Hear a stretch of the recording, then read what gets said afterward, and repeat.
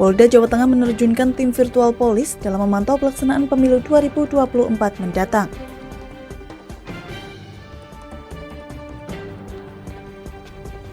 Wali Kota Solo Gibran Rakabuming Raka menegaskan bahwa tidak ada kasus gagal ginjal yang terjadi di Kota Solo.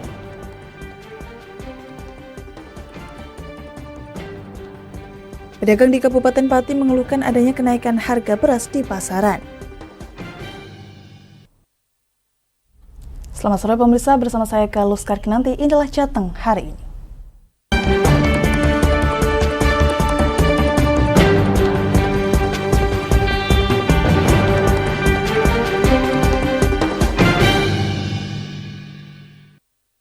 Bisa menjaga kondusivitas di tahun politik, Polda Jawa Tengah menerjunkan tim virtual polis dalam melaksanakan pemilu 2024. Nantinya virtual polis atau polisi dunia maya akan memantau atau melakukan patroli cyber terhadap konten-konten negatif di media sosial dalam mengantisipasi berita hoaks maupun penghinaan menjurus ke tindak pidana. Komandan Kodim serta kawan-kawan ketua KPU. Sejumlah tahapan pemilu 2024 mendatang sudah dilakukan oleh Komisi Pemilihan Umum. Mulai pendaftaran peserta pemilu, penetapan peserta pemilu, dan penetapan jumlah kursi serta penetapan daerah pemilihan. Kapolda Jawa Tengah Irjen Pol Ahmad Lutfi meminta kepada para Kapolres di seluruh jajaran Polda Jawa Tengah untuk dapat mengelola konflik yang mungkin terjadi menjelang pemilu 2024 agar tidak memecah belah persatuan dan kesatuan. Hal ini diungkapkan dalam penandatanganan kerjasama pengamanan tahapan pemilu dengan KPU Jawa Tengah dan Bawaslu Jawa Tengah. Dalam pelaksanaan pemilu 2024 mendatang, Kepolisian Daerah Jawa Tengah menerjunkan tim virtual polis atau polisi dunia maya. Virtual polis ini berada di bawah naungan Direktorat Kriminal Khusus yang nantinya akan bertugas melakukan patroli cyber terhadap konten media yang berbau negatif atau hoax dan penghinaan yang menjurus ke tindak pidana. Untuk penanganan pelanggaran pemilu akan ditangani oleh penegak hukum terpadu, sementara jika pelanggaran mengarah ke tindak pidana murni akan ditangani oleh petugas kriminal khusus. Tetapi kalau itu ranahnya pidana, kita dari Direktorat Kriminal Khusus tetap akan melakukan suatu penindakan, khususnya hoak-hoak yang menjadi suatu pidana yang menjurus pada pemilu. Sudah ada begini, jadi kalau virtual police itu kan diingatkan bahwa Anda membuat konten, membuat share yang sifatnya merugikan orang lain. Kecuali kalau hoax itu mempunyai implikasi kepada kerugian masyarakat maupun persatuan kesatuan, itu akan kita lakukan tindakan secara tegas. Untuk pemetaan kerawanan pemilu di wilayah Jawa Tengah ini sudah mulai dilakukan, baik oleh Badan Intelijen dan Keamanan Mabes Polri maupun Bawaslu. Polda Jawa Tengah terus melakukan pengawalan keamanan mulai persiapan hingga selesainya pelaksanaan pemilu. Dalam penandatanganan kerjasama pengamanan tahapan pemilu, selain dilakukan Polda Jawa Tengah dan KPU Jawa Tengah, juga dilakukan oleh Polres dan KPU di tingkat kabupaten kota. Dari Semarang, Henufan, Lingkar TV, melaporkan. Pemirsa, Satres Narkoba Polresta Solo baru saja mengungkap kasus peredaran narkoba jenis ganja. Tak tanggung-tanggung, barang bukti ganja yang diamankan mencapai hampir 1 kilogram. Jadi untuk memenuhi unsur pasal sehingga penyidik dapat melakukan upaya. Inilah dua tersangka kasus penyalahgunaan narkoba jenis ganja yang baru saja diungkap Satuan Rises Narkoba Polresta Solo. Dua pengedar ganja yang ditangkap ini berinisial BNS dan EA. Keduanya merupakan warga Boyolali, Jawa Tengah. Mereka diamankan di sebuah kafe yang berada di kawasan Adi Sucipto, Laweyan, Solo. Dari pemeriksaan yang dilakukan, salah seorang tersangka mengaku bahwa ganja tersebut didapat dari seorang berinisial A yang kini masih dalam pengejaran petugas. Ya, saat di dalam saya menerimanya dengan terpaksa, Pak. Dengan terpaksa, maksudnya? Saya hanya dititipkan barang tersebut, Pak. Dititipkan untuk menyimpan dan dikembalikan lagi oleh tersangka tersebut, si teman saya itu, Pak. Teman saudara dari mana itu? Di dalam lapas. Dari mana? Dari papanya dari Magelang, Pak. Dari Magelang. Ditahan di lapas karena perkara apa? Perkara ganja juga, Pak. Perkara ganja juga. Terus sudah berapa lama Anda kenal ya? Saya kenal baru 6 bulan, Pak. 6 bulan di dalam. Oke, sebelumnya Anda pernah mengedarkan seperti ini? Belum pernah. Kapolresta Solo Kombes Pol Iwan Saktiadi menjelaskan bahwa transaksi ini dilakukan pada Agustus 2022 lalu. Saat mereka masih di dalam penjara, kemudian EA memerintahkan BNS untuk mengambil ganja tersebut melalui jasa ekspedisi. Kemudian paket berisi ganja tersebut disimpan di rumah BNS. Peredaran ganja tersebut baru dilakukan pasca EA bebas pada Desember 2022 lalu. Berapa paket? Artinya sudah dikurangi sekitar 3-4 paket. Jadi dijual. Sebenarnya maksudnya saat ditangkap itu mencari pembeli dengan jumlah besar. Karena menurut keterangan yang bersangkutan bahwa mencari pembeli jumlah besar itu agak susah. Karena mungkin kalau berdasarkan hasil penyidikan, maksud si tersangka adalah agar tidak terlalu memakan waktu untuk menghabiskan stok yang cukup banyak, kurang lebih 1 kilogram itu. Dari penangkapan ini, petugas juga menyita barang bukti ganja seberat 1 kilogram, yang mana ganja tersebut rencananya akan dijual oleh tersangka. Selain para tersangka dengan kasus menonjol tersebut, pihak Polresta Solo juga mengamankan 22 pelaku penyalahgunaan narkotika sejak awal 2023. Dari Solo, Raditya Hermansyah, Lingkar TV, melaporkan. Pemirsa, kami masih akan kembali usai jeda pariwara. Tetap bersama kami di Jateng hari ini.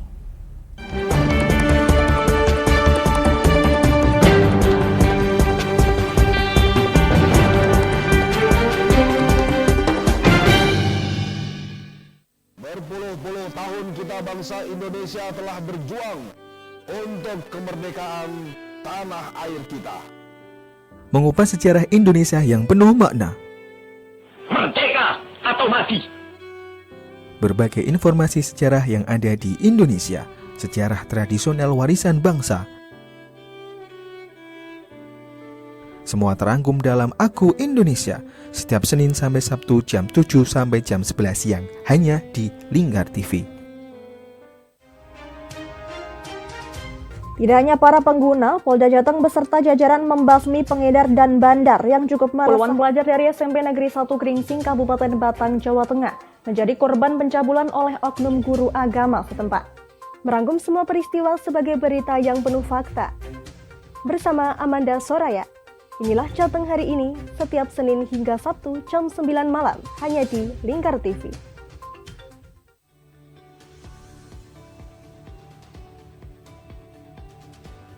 Selamat siang pemirsa, bersama saya Galus Karkinanti. Inilah Jateng terakhirnya tertabrak truk dan terseret hingga belasan meter. Informasi-informasi terkini akan kami sajikan untuk Anda dalam Jateng terkini, setiap jam 12 malam hanya di Lingkar TV. Oke, kembali lagi di Ngobrol Inspirasi. Kini, Kak Uns akan menemani sore Anda dengan topik-topik yang menarik. Adik, kita tak selamanya indah, adik. Kayak gitu ya. Ngopi, ngobrol inspirasi. Setiap hari Selasa jam 3 sore hanya di Lingkar TV.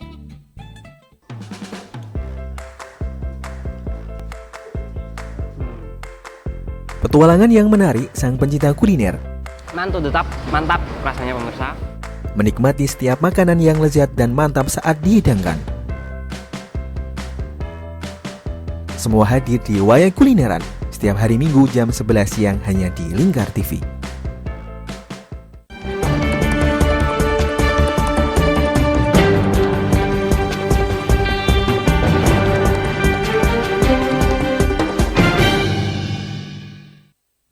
Anda masih menyaksikan Jateng hari ini pemirsa. Wali Kota Solo Gibran Raka Buming Raka menegaskan bahwa tak ada kasus gagal ginjal yang terjadi di Kota Solo. Hal itu disampaikan usai munculnya isu bahwa adanya kasus gagal ginjal di salah satu rumah sakit di Kota Solo.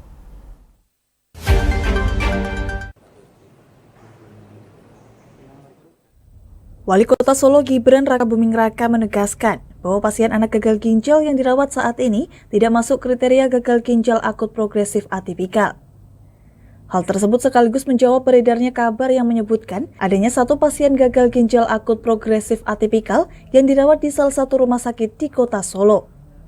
Saat ditemui di Balai Kota Solo, Gibran menegaskan bahwa pihaknya telah meminta kepada Dinas Kesehatan Kota untuk menarik obat Praxian jika masih dijual bebas. Menurut Gibran, sebelumnya pasien anak ini memiliki riwayat pernafasan dan mengkonsumsi obat Praxian. Gibran juga menambahkan, yang dialami anak ini bukanlah gagal ginjal dan kondisi anak tersebut saat ini sudah membaik. Itu bukan gagal ginjal loh ya, yang di ini bukan. Ada 2 itu bukan gagal ginjal loh ya. Yang jelas obat-obat yang pernah saya sebutkan kemarin tuh udah ditarik ya. Dan juga dari pabriknya menarik sendiri juga ya. Hati-hati ya.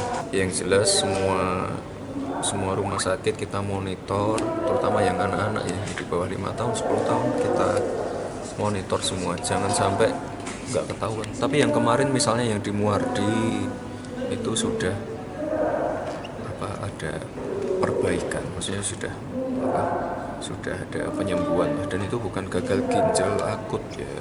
Lalu yang satunya lagi yang itu ternyata warga Sukoharjo itu tidak udah 4 tahun tapi orang gagal ginjal loh ya. Hingga kini pengawasan diperlukan untuk mengantisipasi hal-hal yang tidak diinginkan. Ditanya terkait biaya perawatan anak tersebut, apakah akan ditanggung oleh Pemkot Solo? Gibran masih akan melihat perkembangan anak tersebut, sebab anak tersebut memiliki penyakit bawaan. Dari Solo, Raditya Hermansyah, Lingkar TV, melaporkan. Pemirsa, pedagang di Kabupaten Pati mengeluhkan kenaikan harga beras di pasaran. Kondisi ini sudah terjadi sejak 2 bulan yang lalu. Hal ini berimbas pada sepinya pembeli.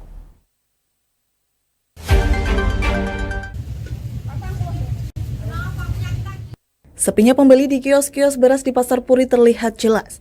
Harga beras yang naik sejak 2 bulan lalu menjadi penyebabnya. Para pembeli dianggap masih menghabiskan stok beras, sehingga di awal Februari ini tergolong cukup sepi. Harga beras di pasaran untuk jenis IR64 semula Rp10.700 dan kini menjadi Rp11.500. Beras curah semula Rp9.000, kini menjadi Rp10.000. Untuk jenis mantik wangi, semula Rp11.000, kini menjadi Rp12.600. Namun kini untuk jenis mantik wangi sementara masih kosong. Tak hanya beras, kenaikan juga diiringi bahan lain seperti minyak, cabai, bawang merah, dan bawang putih. Kenaikan cabai, bawang merah, dan bawang putih ini digadang-gadang akibat Kabupaten Pati yang sempat terendam banjir pada Januari lalu. Kan ini harga beras mengalami kenaikan atau bagaimana, Bu?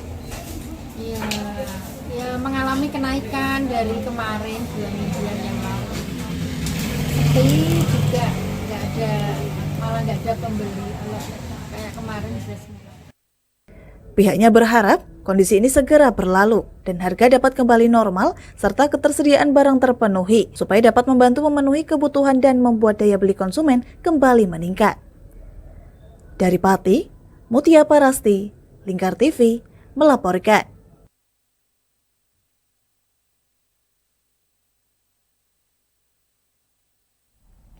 Pemirsa, langkanya minyak kita di berbagai daerah tak begitu berimbas di Kabupaten Pati. Masyarakat lebih memilih menggunakan minyak curah dan minyak merek paten lainnya.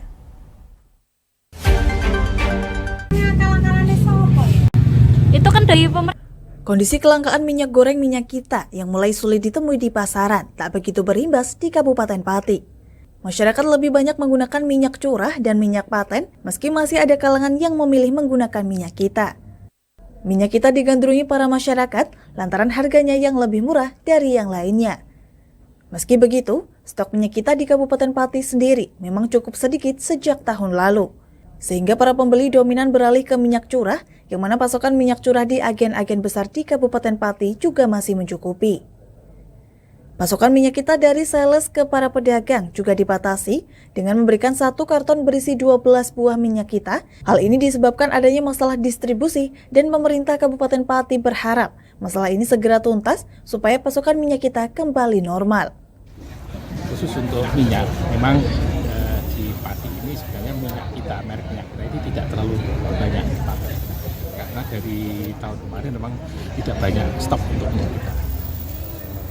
Yang lain yang tidak bermerek memang banyak minyak curah dan kondisi stok atau persediaan di beberapa agen besar minyak masih mencukupi, terutama minyak curah, tidak ada masalah dengan. Adanya kelangkaan ini meski tak berimbas pada dominasi masyarakat Kabupaten Pati, masih beberapa pelanggan minyak kita yang cukup terganggu. Masyarakat ini menganggap minyak kita murah dan tak serak di tenggorokan. Dari Pati, Mutia Parasti, Lingkar TV, melaporkan. Misa berita tadi mengakhiri jumpa kita di Jateng hari ini. Mewakili seluruh kerabat kerja yang bertugas mengucapkan terima kasih dan sampai jumpa.